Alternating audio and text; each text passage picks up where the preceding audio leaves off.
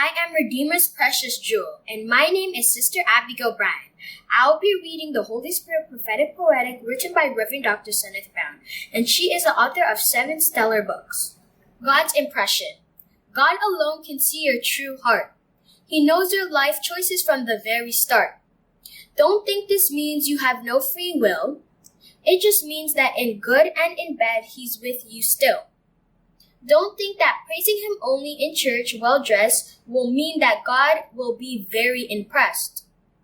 Don't pretend to be happy while you're going through depression. The only thing that matters is God's impression. God knows all of our desires. He'll tell you which to keep and which to throw in the fire. He only wants the best for us in life. That's why He doesn't give us too much strife. He doesn't give us more than we can handle. He'll give leaders hard positions and pastors their manko, but don't think that they got there without progression. As I said before, the only thing that matters is God's impression.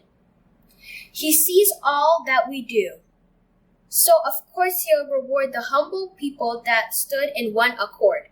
I hope you learned a valuable lesson about why I trust in God's impression. God's impressions leave on us eternal hope. God and phrenology.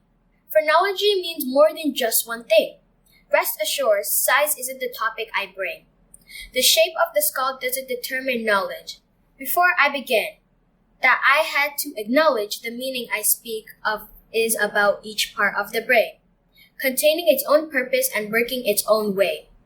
If it weren't for the brain God gave us, we wouldn't be alive. So think of the brain when you read Romans 12:4-5. Not every member has the same function, but together they form the Christ-like conjunction. God knew this from the very beginning, that people would have to help each other to gain winnings.